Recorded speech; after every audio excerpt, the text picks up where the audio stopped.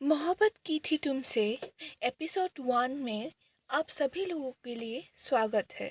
तो चलिए इस कहानी को शुरू करते हैं। Christy, we are late. जल्दी उठो, जल्दी उठो, हम लोगों का कॉलेज का टाइम चला गया है। लेकिन तुम्हारा आदत अभी तक नहीं गया। अब हम लोग बड़े हो गए हैं, नौकरी कर रहे हैं, लेकिन फिर भी तुम्हारा कॉलेज का जो आदत है लेट टाइम तक सोते रहने का, ये तुम्हारा अभी तक नहीं गया है। ओहो, उठो क्रिस्टी उठो। मेघा क्रिस्टी की सहेली, कॉलेज टाइम से दोनों एक ही साथ पढ़ते आए हैं और अभी एक ही कंपनी में जॉब भी कर रहे हैं। अरे ओ मेघा, आज तो थोड़ा सा सोने दो ना। कल पूरी रात हम लोगों ने पार्टी की है। अभी सर दर्द से मेरा माथा फटा जा रहा है। प्लीज सोने दो थोड़ा देर के लिए। अरे खाक सोने दो तुम्हें। तुमको पता भी है कितना टाइम हो चुका है? कितना टाइम हो चुका है पता भी है तुमको? 8:30 बज चुके हैं। 9 बजे से कंपनी स्टार्ट होता है। तुम क्या करते रहती हो यार? उठो। आधा घंटा हम लोगों के पास टाइम है। आधा घंटा में क्या क्या करेंगे हम लोग? उठो। क्या आधा घंटा? सिर्फ आधा घंटा में क्या करेंगे? तुम मुझे पहले नहीं उठा सकती थी? हाँ, खाक उठा सकती थी पहले। तुम तो इतना देर से तुम सो ही रहे हो। तुमको इतना देर से हम उठा रहे थे, तब तब तब तुम्हारा इस दिमाग में ये ख्याल नहीं आया? हाँ। तभी क्रिस्टी मेघा से बोली, ओहो, अभी अभी बहस करने का बिल्कुल भी टाइम नहीं है। तुम एक काम करो, जल्दी से कपड़े पहन लो। मैं भी कपड़े पहन लूँ। आज तो नहाने के लिए छोड़ दो। कौन रोज रोज नहाता है? चलो ऐसे चले जाएंगे। क्या? हाँ तो और क्या? आधा घंटे में हम लोग क्या कर सकते हैं? मैं अपना मुंह धो ब्रश कर लेती हूँ, उसके बाद दोनों चल जाते हैं, ठीक है? उसके बाद दोनों बिना नहाए कंपनी पर चले जाते हैं। फनी है ना? तो इस कहानी में थोड़ा बहुत आपको फनी टर्न्स एंड ट्विस्ट आप लोगों को देखने मिलेगा। देखने नहीं, सुनने मिलेगा। तो प्लीज़ इस कहानी को कंटिन्यू कीजिए। और इस कहानी को मैंने खुद ही लिखा है और खुद ही आप लोगों को प्रेजेंट भी किया है। और आप लोगों को थोड़ा सा भी अगर कुछ मतलब ख़राब या कुछ भी लगे तो प्लीज़ मुझे कमेंट कीजिएगा। तो चलते हैं अभी देर ना करके अपने कहानी पर। मेघा रास्ते में ही क्रिस्टी को बोलती है, अरे क्रिस्टी, मुझे तो बहुत भूख लगा है। क्या करें? छोड़ो, आज ऐसे ही काम चला लेते हैं। कल का तो पनिशमेंट हम लोगों को मिलना ही था। इतना लेट नाइट तक हम लोगों ने पार्टी किया, तो अभी चलता है यार। चलो ऐसे ही, मतलब ऐसे चले जाते हैं, भूखा ही रहते हैं। और लंच को ना, मेरी तरफ से तुमको ट्रिप मिलेगा। क्या? सच्ची में ट्रिप मिलेगा? और मैं ना अपने मनपसंद का सब कुछ ऑर्डर करूँगी। तुम मुझे पैसा नहीं देना है ऐसा मत बोलना, ठीक है? हाँ हाँ बाबा, तुमको जितना खाना है, जो भी खाना है, तुम ऑर्डर कर सकती हो, ठीक है? तो अभी चलते हैं, नहीं तो लेट हो जाएंगे। यूँ कहकर दोनों ऑफिस पहुंच जाते हैं। ऑफिस पहुंचने के बाद क्रिस्टी और मेघा अपना अपना नाम रिसेप्शन बुक में अपना अपना नाम लिखवा लेते हैं। के बाद दोनों ऑफिस के अंदर चले जाते हैं। ऑफिस के अंदर एंटर करने के बाद मिस आयशा, जो उन लोगों की सुपरवाइजर थी, वो आकर कहती है, तुम दोनों आगे।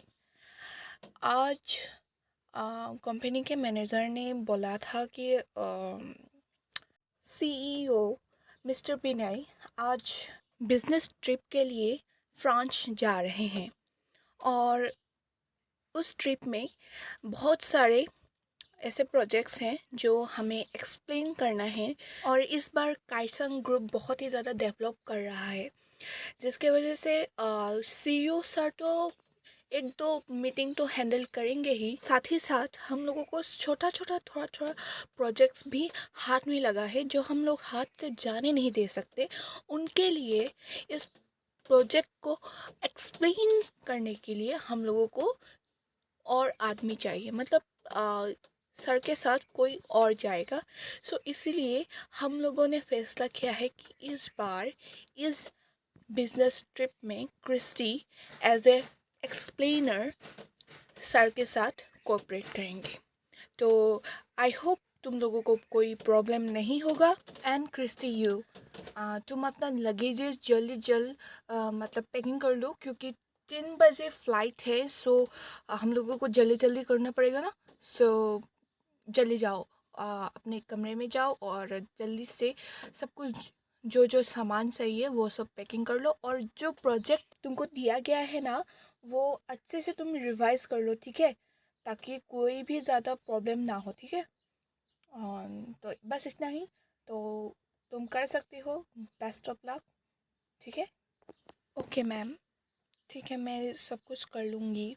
उसके बाद सुपरवाइज़र अपने कैबिन में चली जाती है। सुपरवाइज़र चले जाने के बाद मेघा, जो अब तक चुप थी, वो अचानक बोल पड़ी, oh my God, oh my God, oh my God, my my friend Christy, तुम फ्रांस जा रही हो मूवी, सीईओ विनय सर के साथ। Oh my God, I can't believe this. आज क्रिस्टी घमंड से बोलती है, क्या बोलना तुमने, अनबिलीवेबल। ओए मैडम, मेरे पास कैपेबिलिटी है, इसीलिए हम जा रहे हैं फ्रांस। हाँ, तुम ऐसे ही बोल दोगे और मैं अनबिलीवेबल हो जाऊंगी। हाँ। उसके बाद मेघा हंसकर बोलती है, ओ रियली मैडम अब बड़ी हो गई है, बड़ी मैडम बन गई है, इसलिए दोस्त को तो भूल ही गई है। सर, अभी बहुत हो गया हंसी मजाक, लेकिन मैं क्यों चुनी गई यार, मेरे पास तो इतना कैपेबिलिटी भी नहीं है। तब मेघा बोलती है, झूठ मत बोलो यार, तुम्हारे पास रियली कैपेबिलिटी है। मैं ऐसे ही नहीं बोल रही हूँ, तुम ज़रूर कुछ ना कुछ तो कर पाओगी यार ज़िंदगी में। हम तो क्या ऐसे ही बैठे रहेंगे और तुम ऊपर चलती रहोगी।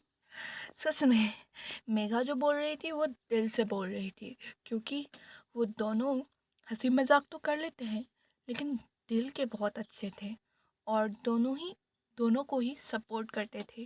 लेकिन मेघा जो बोल रही है कि उसके पास कोई भी कैपेबिलिटी नहीं है, ऐसा बिल्कुल भी नहीं है गाइस। वो भी बहुत ज़्यादा कैपेबिलिटी डिज़र्व करती है और वो भी बहुत ही ज़्यादा अच्छी है।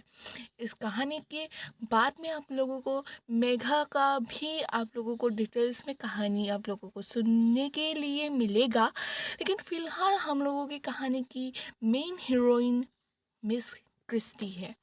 तो चलिए कहानी को शुरू करते हैं। तभी क्रिस्टी बोली, ठीक है, सीईओ के साथ फ्रांस बिजनेस ट्रिप पर हमें जाने के लिए मिला है, लेकिन आज तक मैंने विनय सर को देखा तक नहीं है यार। वो आदमी तो बहुत ही ज़्यादा मतलब सनकी है। सभी लोग बोलते हैं कि वो तो मतलब क्या बोलें, एक नंबर का सनकी, फट्टू, मतलब गुस्सेदार सब कुछ है यार। कैसे हैंडल करेंगे मैं। वेट, इस कहानी पर आपको थोड़ा बहुत मतलब लैंग्वेज में फ़र्क नज़र आ रहा है। जो लड़कियां यूजुअली बोलती है कि मतलब कुछ भी सेंटेंस बोले तो बोलती ऐसे, जा रही हूँ ऐसे बोलते हैं, लेकिन इस कहानी में जो क्रिस्टी का मेन कैरेक्टर है वो बोल रहा है जाऊँगा, आऊँगा। इस कहानी में मेन ट्विस्ट यही है कि क्रिस्टी मेनली उसका जो लैंग्वेज है वो हिंदी नहीं है।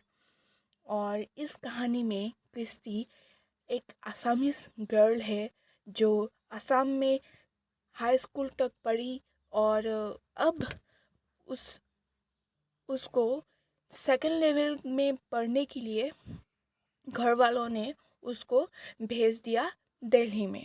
और दिल्ली में पढ़ने लिखने के बाद वहीं पे अभी वो नौकरी कर रही है। यूँ कहें पार्ट टाइम जॉब ही कर रही है, पार्ट टाइम भी नहीं बोल सकते, फुल टाइम ही है, लेकिन वो सिर्फ अपना मतलब इंजॉयमेंट के लिए ही नौकरी कर रही है। मेनली उसका जो ड्रीम है वो कुछ अलग ही है।